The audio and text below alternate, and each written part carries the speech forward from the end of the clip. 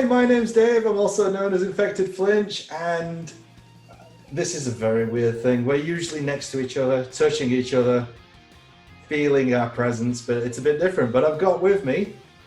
Stefan, aka Big Baguette 69. Oh, there you go.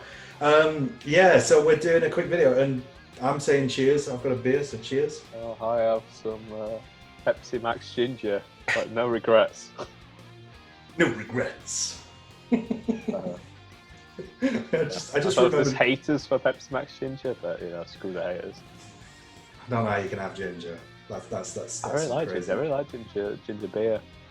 Oh yeah, you do, don't you? Because you used to drink it all the time. Anyway, we're going off topic.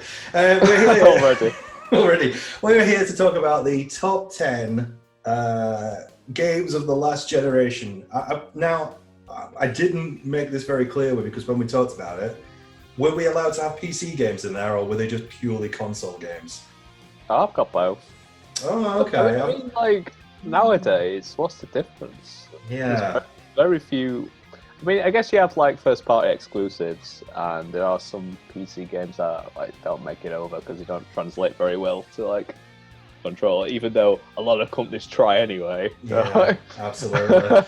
Yeah. Elite Dangerous, for example. Yeah, I even bought that. And no, that's why I brought it up because I know you tried it. I mean, just the way like, way to land was like doing all this with a pad. Yeah, it wasn't good. I'm sure it's not the most suited game to console. So But most of my games are either like PlayStation or PC because that's what I've played. Like, I might have to do a quick jingle jangle, because I didn't know if we could have PC, and I've got 2 PC ones in there that I wanted to put in. why So I would might PC take 2 be out. allowed? I mean, I guess you go with a generation, using a console generation, but I Yeah. don't know. I don't think it's kind of like. I'll never look at my list. Anyway, I will let Stefan start first, because I don't even know what his list is. Hand on heart, don't know what he's got. Yeah, I don't know what yours. So all of my games actually did come out on both. I've got one that isn't, and one that I did play on PC but came out on PS4 shortly after. Yeah. Okay. Do you have an order for yours? No, I don't actually. I have no order. I kind of had a loose order, but like top 10's fine, but like going like, oh, this one is like slightly better than this one. Yeah. And a lot of the games I picked is kind of like they're almost like representative of like a type of game, maybe sometimes. Mm-hmm. So my first one is Deus Ex: Mankind Divided.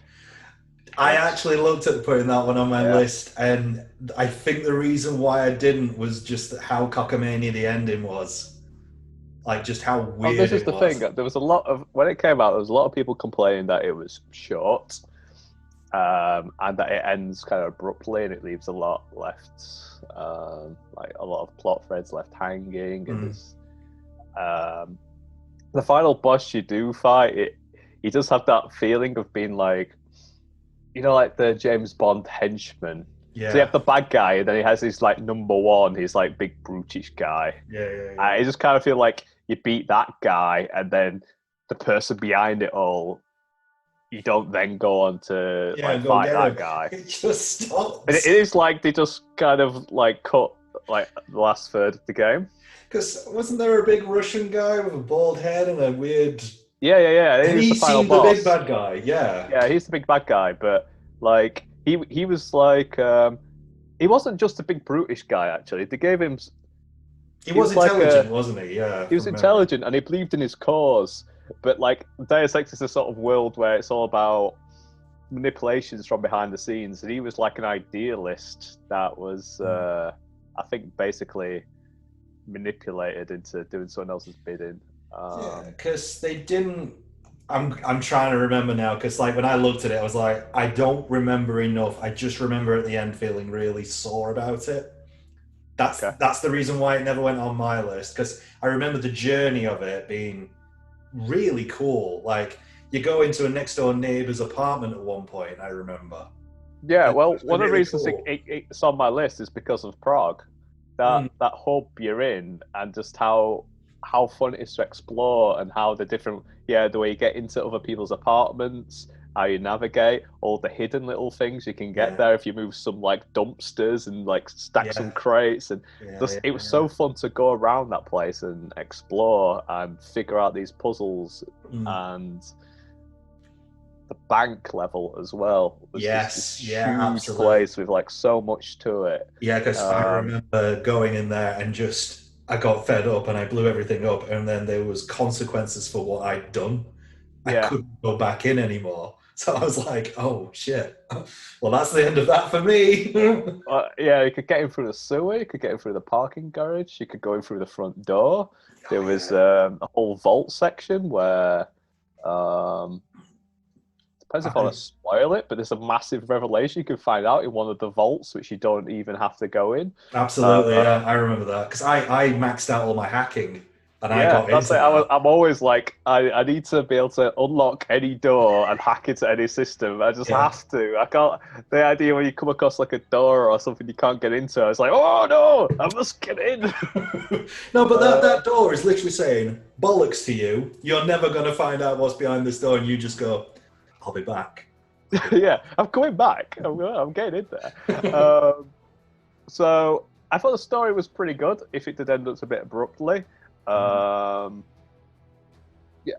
think I really loved that world and that setting, and I think they did a great job with Prague, and just little things where you go on the train and there's like a augments only thing. And, it's a weird thing, because I read somewhere, because I was looking up, because in The Expanse, he's in The Expanse, the guy who does Adam Jensen's voice actor, and he was doing an interview, and apparently with Mankind Divided, it wasn't going to be Jensen again, it was going to be another guy.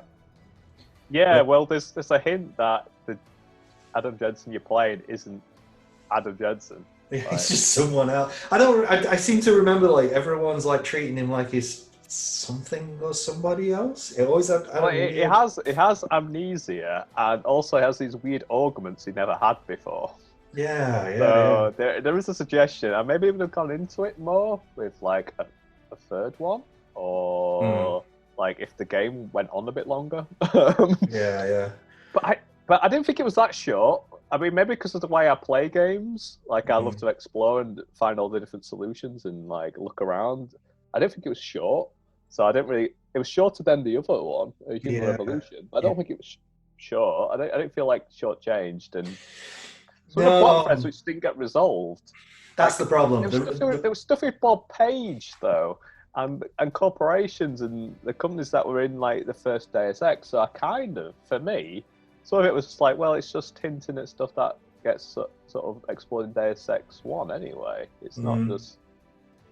I don't feel like I was owed answers to some of it, because it was. I felt that was set up for either another game or Deus Ex 1.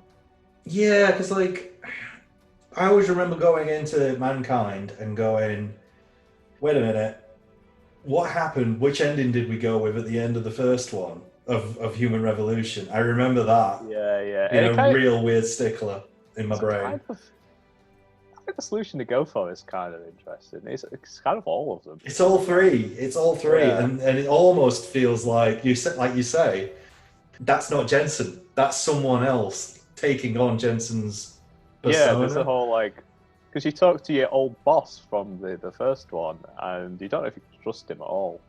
And that's like a side quest. Like you don't have to. It's not part of the main quest, but you try to find out more about your new augment. So you talk to your old boss, and you're like, "Did you do this?" And he's like, "No, I'll look into it though for you." And then, I remember that. Trust him. It did feel like the Blade Runner replicant thing, like with Deckard. It was just. I just thought there was so much to get into. Oh, Stefan's gone. Come back. Does that mean it's gone? Oh no. No.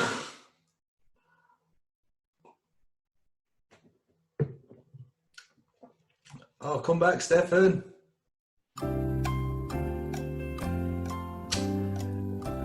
Technical difficulties, everyone. Oh no! Oh god. Well, Stefan's had a power cut. Just to let you know, so technical difficulties. Back in a moment.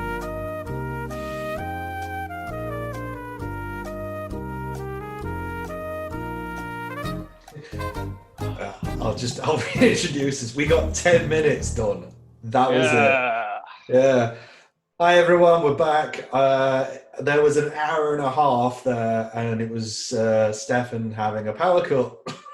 I had a complete power cut. All the buildings, all in my house. There was was it 1,200 houses affected or something like that? Something dumb, yeah. Oh yes, darkness everywhere. I had my Christmas candle. That was my one source of light, other than my phone. I could just watch my phone battery going. Anyway, we're back. We're back. Yeah. So basically, to sum up, it was what was it again? We're talking about Deus Ex, Mankind. Oh, that was yours. Yeah. Before the Illuminati shut me down. Yeah, definitely. Just showed up and fucking cut you down. I think we were done discussing it pretty much. Okay. Well, here's my number one then. Okay, so number one, Dark Souls 3. Oh, okay. Yeah, lost hours to it. Absolute hours to Dark Souls 3. It was on my my short list, but I picked another From Software game. I think I'll know. I think we may have the same one. Yeah, a lot of Dark Souls 3. It was because a mutual friend, Josh, bought it me for Christmas, I think it was. He bought it me. Oh yeah, I remember that. Randomly just said, "Here, have Dark Souls 3." I was like, "Oh, okay, cool, thanks."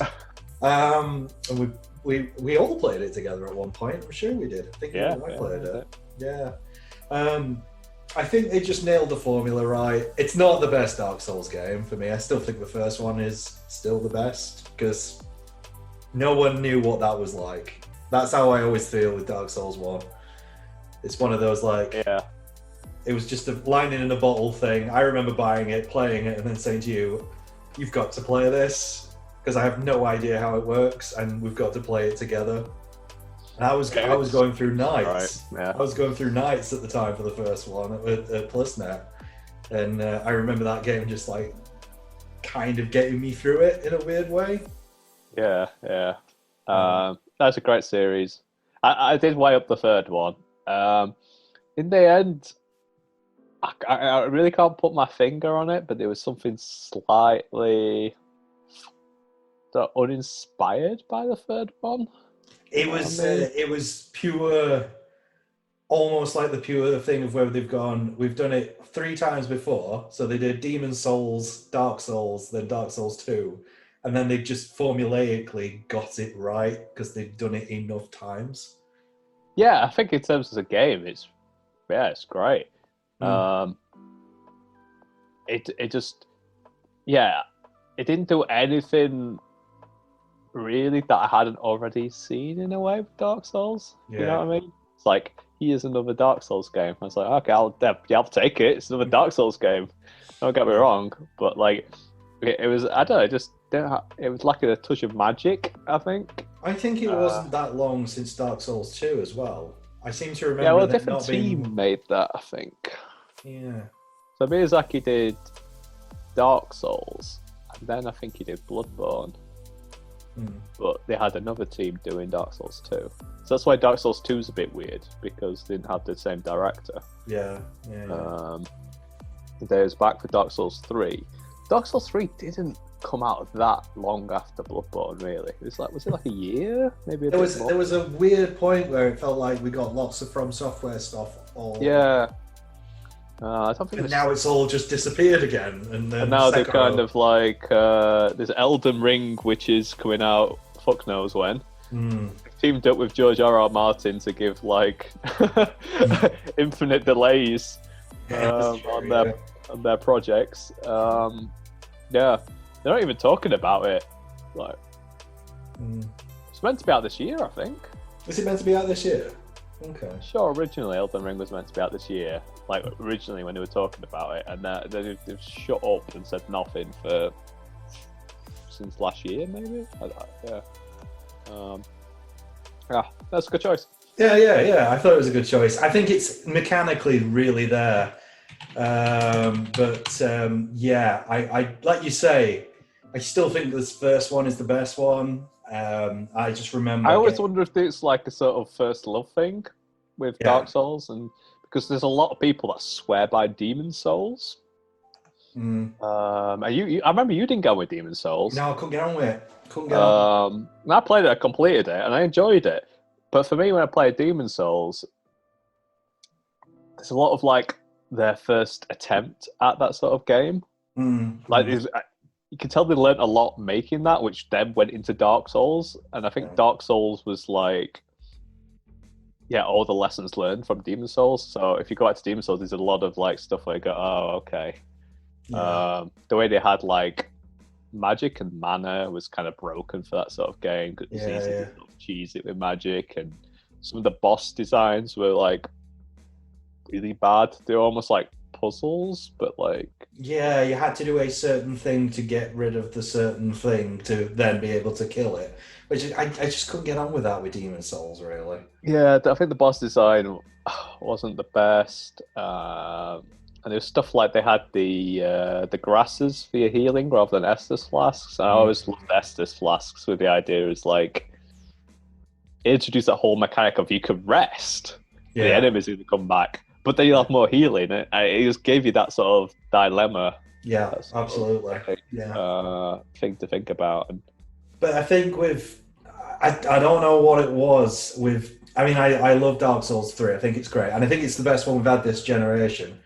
But the thing I found with a lot of the bosses in the third one, which wasn't so prevalent in the first one, you had to get people to help you a lot of the time. I felt with the third one.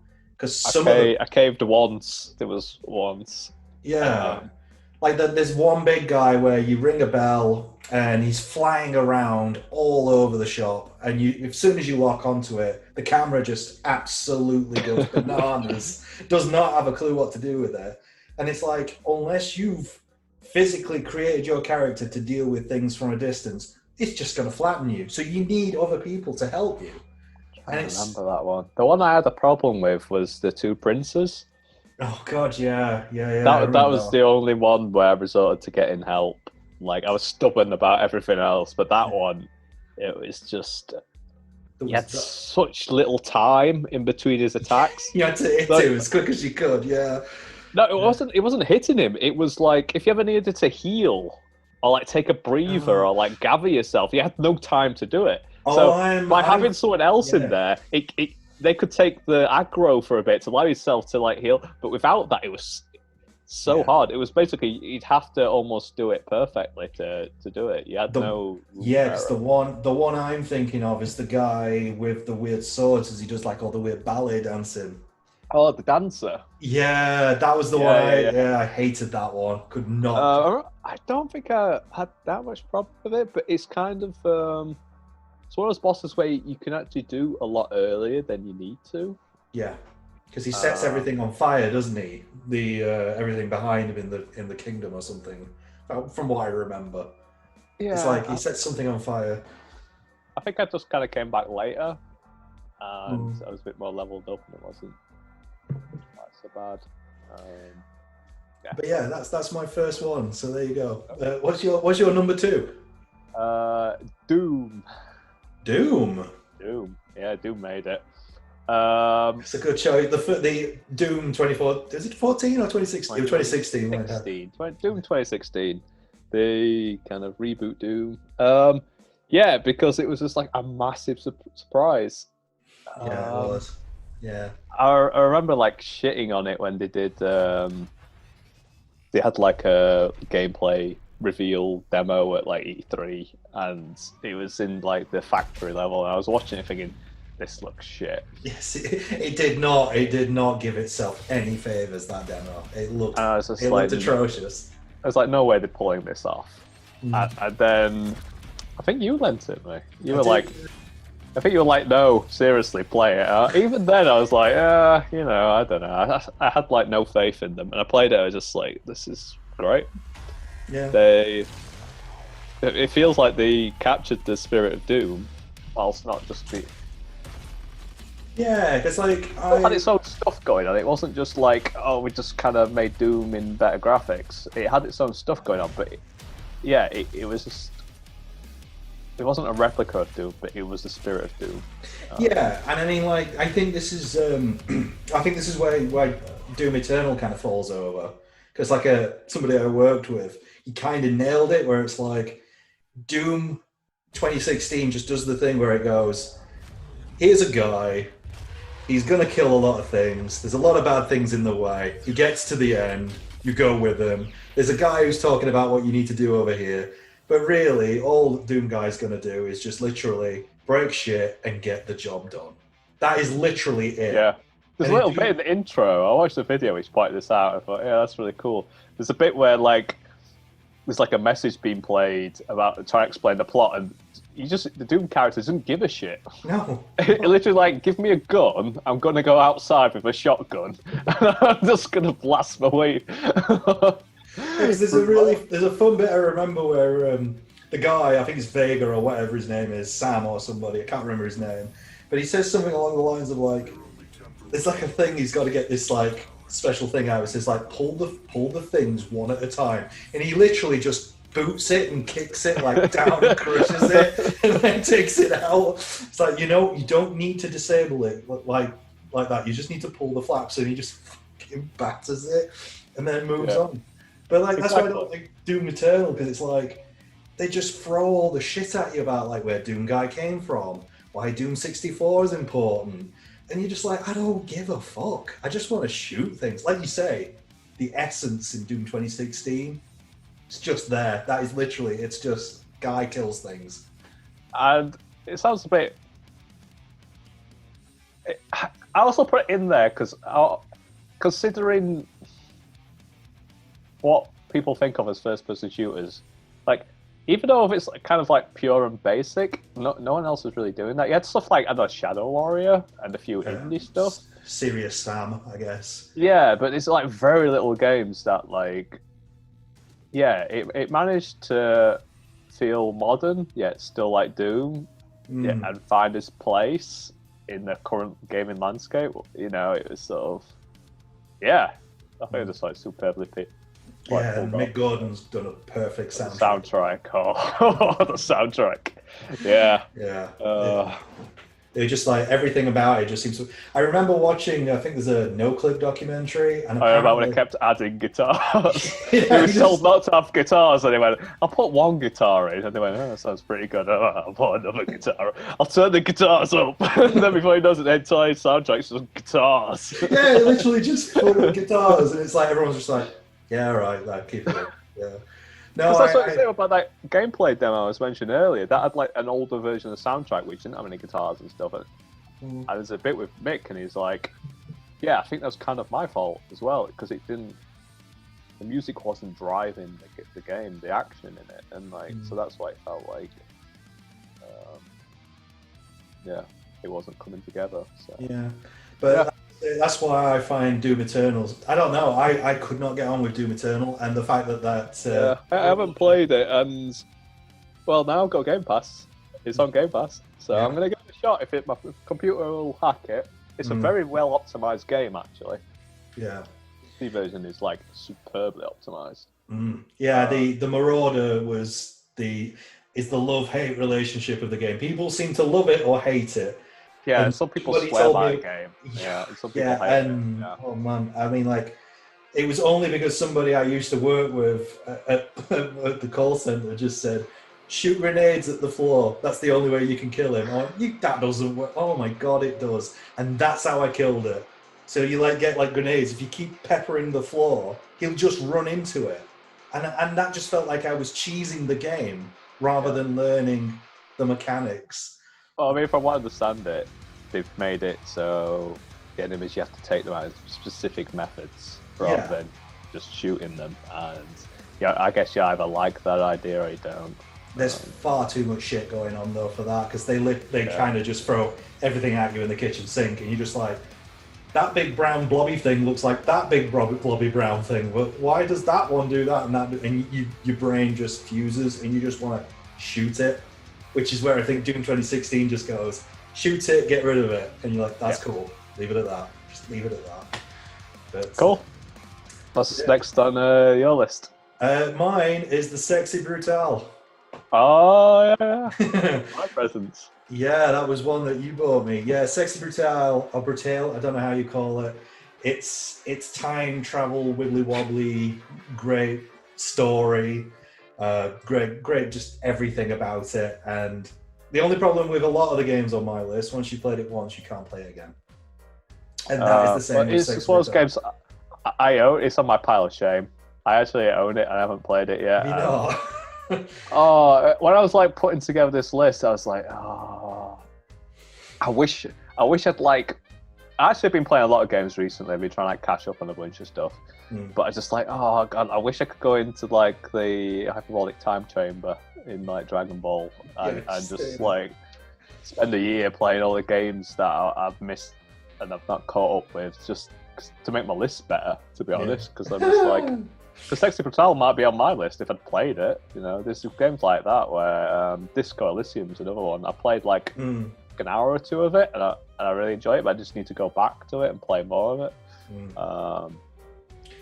Sexy Brutale is just one of these like weird experiences where like it feels very retro in the way it comes across because it's all text based, and I liked it. And a lot of I don't know why, it just reminded me of Final Fantasy VII with some of the sets and like just like all the like just how it was all kind of laid out, and you could figure out where things were in the mansion. All the characters were really strange and interesting, and they all. Isn't kind of like the idea with it is you learn things and then through time travel go back and be able to like act on the things you now know. Yeah, and that was the cool thing about it, because like. All the people that you were around all had their own little quirks as well, so they could manipulate the time traveling thing.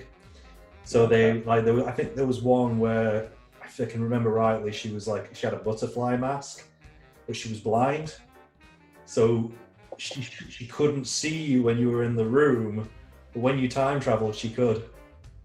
Oh. It was something weird like that. If I remember it right, it was something weird like that, but they all had their own little weird quirks. That sounds, and it was fascinating because you were just like, oh shit. But like, if you were in the same room as someone else and they saw you, the whole time travel thing broke because none of them had ever seen you before. Yeah. So it's all really weird. And when you get to the end of it, it all makes perfect sense. But at the time, you're like, what does any of this mean? And I loved it. It's great. It's a great game. Nice. There's a game called 13 Sentinels that I've got my eye on. It's come out not that long ago. I think it'd be way too anime for you, to be honest. But it's a story. It's like a sort of a mecha strategy game, but like crossed with a visual novel. Yeah. But the idea with that is there's 13 characters, as in like the 13 Sentinels, and you experience their stories all from their perspective, and that takes place in different time periods. And you kind of play a scene from that character, and then you have to sort of like figure out how it all works by like watching other people's scenes. So you'll see something in a scene which doesn't really make sense, and then watch it from someone else's perspective, and you go, "Oh my god!" Yeah, that like, was. It just keeps. I was watching quite a lot of it. I was watching Wooly, from Super Best Friends. Yeah. But it got to the point where I thought, no, I want to actually play this game. I want to get it at some point and play it myself. But it was just like, it just kept dropping these like bombshells like all the time. I was just like, all these twists and turns. That might have been a game that might have made it had I played it. So. Yeah, Sexy Brutale was like that. There'd be a moment where you go, oh, and then it all just clicks together. Yeah, it's a great game. But yeah, that was. I can't remember when I played that. That was a few years ago. Years ago. Yeah, but that's from this generation, believe it or not. So it's quite. Oh my god, time. My next one is from a while back, actually. Cool. It's Alien Isolation. I looked at that and I thought about putting it on. My boss worked on that and he talks about it all the time. But I can understand why that's in there. It's a cracking game, absolutely. I loved it. Like that, it came out like I think it was like the first year of like the new generation, like the PS4 and everything. Yeah. And the pickings were slim on that first year. That was the year like Dragon Age Inquisition won a lot of games of the year. Like, I was just like, I played that game and I completed it and I put a lot of time into it, but I was just like, that's not a great game. That's not a game of the year. It's either that or like Shadow of Mordor, which again was a game where it had a cool idea. Yeah. Nemesis system, but it didn't make it like a great game. Yeah. Kind of like Assassin's Creed with Batman combat, and it was very sort of very by the numbers. I was just going to say by the numbers, but they've actually made it like stand out. Yeah, they've turned the Nemesis system off or something like that recently too. They've turned off the server for it. Oh, really? Yeah, so you can't even do that anymore now. That whole feature's gone.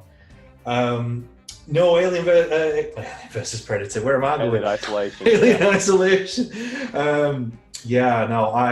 There's a few. Right, there's a few problems I had with it. Why it didn't quite get into my list. I love it when it's just the alien. Yeah. But I hate it when you start throwing in the androids. I didn't mind the androids. What were they called? Average Joes? Average Joes? They could be average Joes, yeah. Something like that. That's about right. Yeah, they go on my nerves. But I think as well... Oh, there's a great bit with the androids where you kind of learn to use the taser on them. And that shuts them down. And then you get later on, and there's like, you go into like a server room, and you see one with its back turned to you, go, all right, I'm going to go up and taser the fuck out of you. And you do it, and it doesn't work, and it turns around, and like this is like a different ones that are like immune to it. And you're just like, oh, shit. Yeah, so apparently my boss, Jay, where I work now, he was talking about like, there was a period of time where they had to basically polish up the game. And there were things like how you said, where people were trying to either cheese the game or hide from the alien. And they were watching people play it again and again and again. And they were like, okay, we know. And there was one thing I did, and he actually said, yeah, we were watching people like you. So like, you know, when you go into the vents, yeah, you can basically just sit there and you'll just see it kind of move backwards and forwards, and it won't come in. There's a check that it'll do where it just goes, no, I'm going to get you now, and it literally will come for you. So, so how it used to work is it had like a room check. So it's like, oh, you're not in the room, you're in the vent. So the game thinks you're in the vent, but basically, because you sat right at the entrance, it was like it allowed you to cheese it essentially. And they actually watch people like that and go, no, killing you. The one I did, I remember it was one of those sound alarm trap things. Oh yeah. And I threw it 3 times into a corner trying to get rid of him. And when it got to the 4th time of doing it, he looked at the trap and then figured out where it had come from. It looked to the other side of the room and just fucking pelted at me. So yeah, apparently they can figure out where things are in trajectory to where you've thrown them if you keep doing it.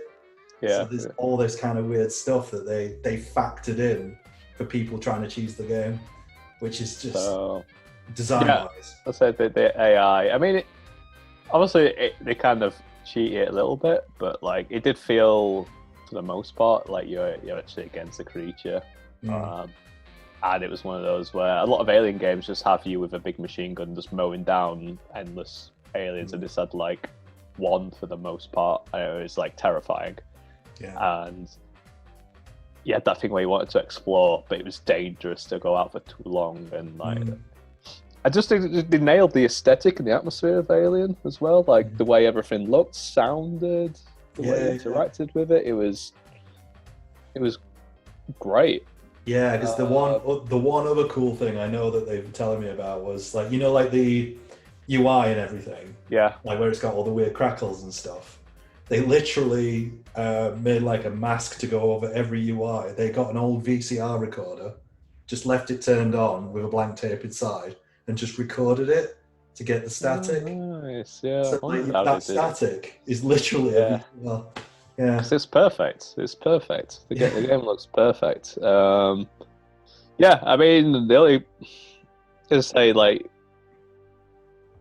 people criticize it for being too long, and it is. The backtracking. It's the backtracking on the one bit where there's like you have to go over to one pod, and then you come all the way back, and you're outside, that bit goes on for ages and ages. Yeah, that kind of felt like there's an expectation of how long a game's supposed to be, which didn't quite mesh with the sort of the design of the game. Like, other than it being too long, I loved it. Yeah, it's a great game. It is genuinely a great game. Yeah, I looked at that, and then there was just too many that I was like, oh no. It got on because like it's a licensed game, and most of those are bad, and it wasn't. And also it said the year it came out on it, for me, like it stood heads and shoulders above anything else that came out, like of like the major releases. And I think I had it on 360. I had it on 360. I'm sure I did. Yeah, it was on last gen as well. Yeah. My friend had it on PS3. Yeah. So yeah.